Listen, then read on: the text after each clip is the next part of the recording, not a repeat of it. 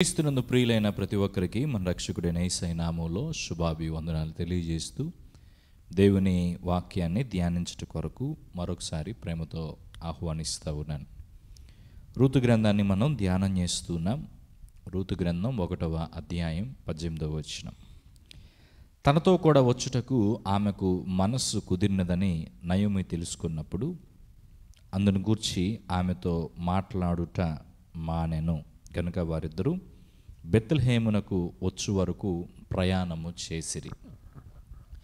Naomi, Orpah, Ruth వీరు ముగ్గురు కూడా వారి యొక్క ప్రయాణాన్ని మోయాబు దేశం నుండి ప్రారంభించారు. బెత్లెహేముకు వెళ్ళాలని ప్రారంభం చేశారు.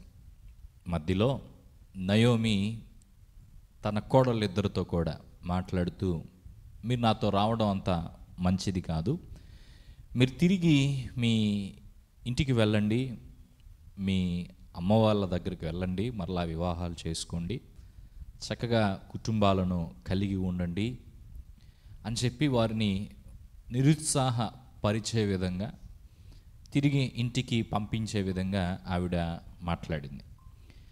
ఆవిడ మాట్లాడినటువంటి ఆ మాటలు ఓర్పాలో పనిచేశాయి. ఓర్పా ఇంతకుముందు నీతో పాటు వస్తానత్తా అని అన్నప్పటికీ నయోమి మాటలకు అంగీకారం తెలిపినట్టుగా ఆవిడ తన అత్త అయిన నయోమిని విడిచిపెట్టి తన యొక్క గృహానికి తిరిగి తన ప్రజల యొద్దకు వెళ్ళిపోయింది. కానీ ఇక్కడ రూతు ప్రవర్తన మనకు పాఠాన్ని నేర్పుతుంది. రూతు ఎలా ప్రవర్తించింది అని అంటే, కుదురుబాటు కలిగిన మనస్సు రూతుకుంది. ఈ కుదురుబాటు కలిగిన మనస్సు అనేది, కుదిరిన మనస్సు అనేది అందరూ కలిగి ఉండలేరు. రెండు తలంపుల మధ్య దోబుచులాడేటువంటి వారుగా ఎక్కువ శాతం మంది ప్రజలు ఉంటూ ఉంటారు. రెండు తలంపుల మధ్య దోబుచులాడే వారితో ప్రయాణం చాలా కష్టం. అది జీవితంలోనైనా లేదా మామూలుగా మనం చేసే కొన్ని కిలోమీటర్ల ప్రయాణమైనా.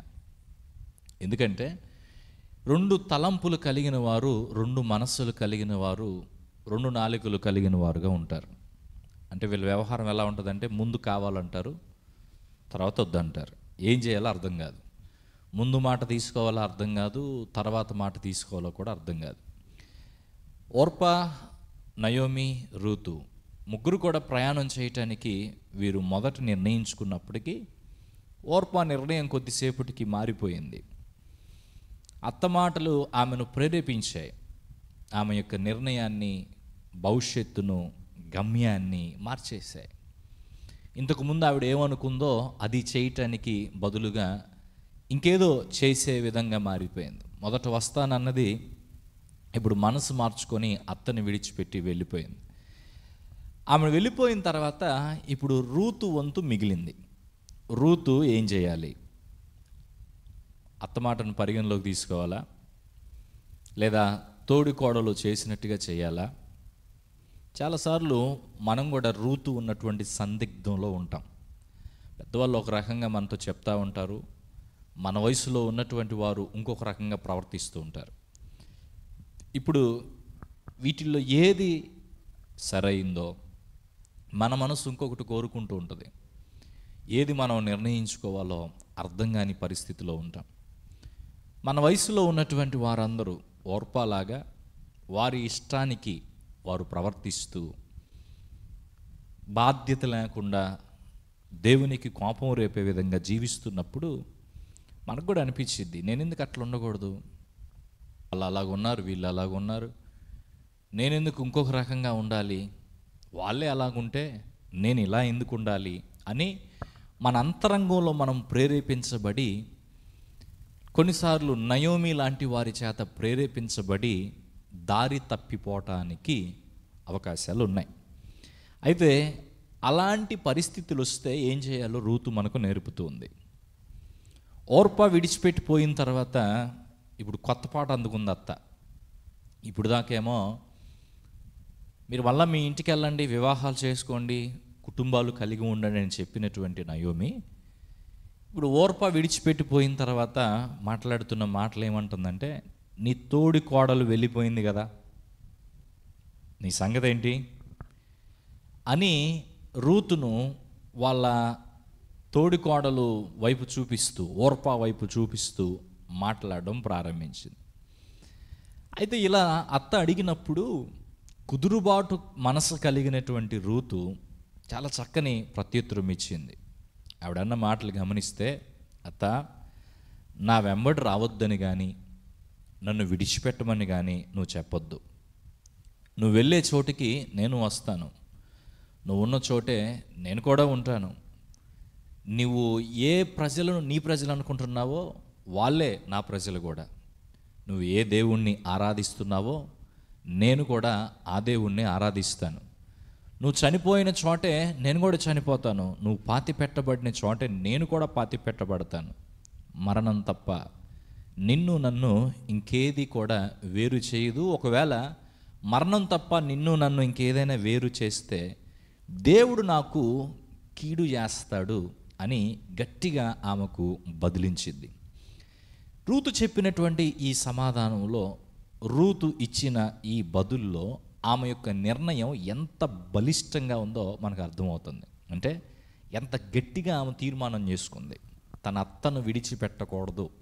ఏది ఏమైనా అత్త ఎన్ని మాటలు మాట్లాడినా, ఓర్పా వదిలిపెట్టి వెళ్ళిపోయినా, తన అంతరంగంలో అనేకమైన ఆశలు చెలరేగుతున్నా ఈ పరిస్థితిలో అత్తను విడిచిపెట్టకూడదు అని తను ఒక బలమైనటువంటి నిర్ణయం, బలమైనటువంటి తీర్మానము చేసుకోవడం వ్యక్తిగా ఉంది.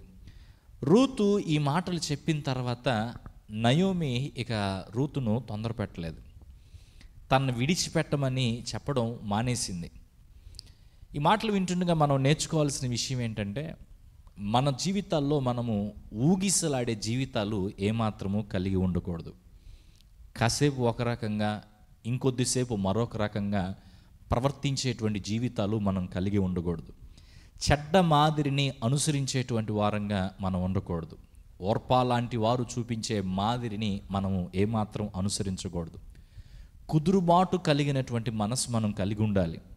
యేసయ్య కొరకు జీవించడంలో, దేవుని మార్గంలో కొనసాగడంలో, దేవుని కొరకు ప్రయాసపడి పనిచేయటంలో కుదురుబాటు కలిగినటువంటి మనస్సు, కుదిరిన మనస్సు, ఇక అటు ఇటు రెండో ఆలోచన లేకుండా ముందుకు కొనసాగేటువంటి మనస్సు మనం కలిగి ఉండాలి. అనేకమైన విషయాలు మనలను వెనక్కి లాగేవిగా ఉండొచ్చు, కానీ వెనక్కి లాగే వాటికి వేటికి మనము అవకాశం ఇవ్వకుండా దేన్నైనా సాకుగా చేసుకుని ప్రభు పనిలో వెనక్కి తగ్గేటువంటి వారంగా మనం ఉండకూడదు. కుదిరిన మనసు కలిగి క్రమంగా మనం దేవుణ్ణి వెంబడిస్తూ ఉంటే, మనము ఏ మనస్సుతో దేవుణ్ణి వెంబడిస్తున్నామో, ఏ మనస్సుతో దేవుని కొరకు నిలబడుతున్నామో ఎరిగిన దేవుడు మనకి ఇవ్వాల్సిన ప్రతిఫలము మనుషులందరికంటే ఏ మనిషి ఇవ్వలేనటువంటి గొప్ప ప్రతిఫలాన్ని దేవుడిస్తాడు. ఒక విషయాన్ని ఇక్కడ ఆలోచన చేద్దాం.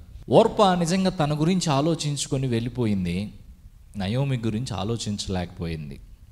బహుశా రూతు కూడా తనతో పాటే వచ్చేసిద్ది అనుకుందో, లేకపోతే తను వెళ్ళిపోతే రూతు చూసుకుంటుందిలే అని అనుకుందో, కానీ ఏది ఏమైనా ఆమె వెళ్ళిపోయింది. కానీ మిగిలిపోయినటువంటి రూతు తన గురించి ఆలోచించడం పక్కన పెట్టి తన అత్త గురించి ఆలోచిస్తూ ఉంది. ఇది నిజమైనటువంటి ప్రేమ. తన జీవితము, తన భవిష్యత్తు ఎలా మారిపోయిద్ది, ఏమవుతుంది అనే దాని సంగతి పక్కన పెడితే, ఇప్పుడు నేను ఈ పరిస్థితిలో మా అత్తను వదిలిపెట్టి వెళ్తే ఆ పరిస్థితి ఏంటి, ఈ అవసాన కాలంలో ఆమెకెవరు తోడుంటారు, ఇన్ని సంవత్సరాలు, ఒక 10 సంవత్సరాలు కలిసి జీవించినటువంటి ఆ బంధాన్ని 1-2 మాటలతో తెంచుకోవటానికి ఇష్టపడక ముందుకు వెళ్ళటానికి ఆమె ప్రయత్నం చేసిందే కానీ అత్త మాటల ప్రకారంగా వెనక్కి తిరిగి వెళ్ళటానికి అవకాశము ఇవ్వలేదు. కాబట్టి మన మనస్సు దేవుణ్ణి వెంబడించే విషయంలో మంచి మనస్సు కలిగి, కుదురుబాటు కలిగిన మనస్సు కలిగి మనం ముందుకు కొనసాగటం ద్వారా మంచి ఫలితాలు మనం చూడగలుగుతాం. ఇప్పుడు తన స్వార్థం చూసుకోకుండా రూతు అలా ముందుకు వెళ్ళినప్పుడు దేవుడు చూస్తున్నాడు కదా. చూచున్నటువంటి దేవుడు రూతుకు చక్కని ప్రతిఫలము ఇచ్చాడు. ఏ విధమైన ప్రతిఫలం ఇచ్చాడో రాబోయేటువంటి ధ్యానాల్లో మనం తెలుసుకుందాం. ప్రియమైన తండ్రి, ఋతుకున్న కుదురుబాటు కలిగిన మనసు మాకు ఇవ్వండి. ద్వంద్వ వైఖరులు మాలో తీసివేయండి. చంచలమైన విధానాలు మాలో తీసివేయండి.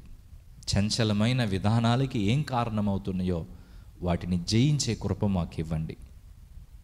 మేము మా యొక్క కుటుంబాల విషయాల్లో, చేసే నిర్ణయాల విషయాల్లో, మాట్లాడే మాటల విషయాల్లో కుదురుబాటు మనసు కలిగి ప్రవర్తించినట్లు సహాయం చేయండి. నీ ఆత్మ కార్యము మాలో మీరు జరిగించి మేము ఎలా ఉండాలని కోరుకుంటున్నామో అలా జీవించినట్లు సహాయం చేయమని యేసయ్య నామములో ప్రార్థిస్తున్నాం.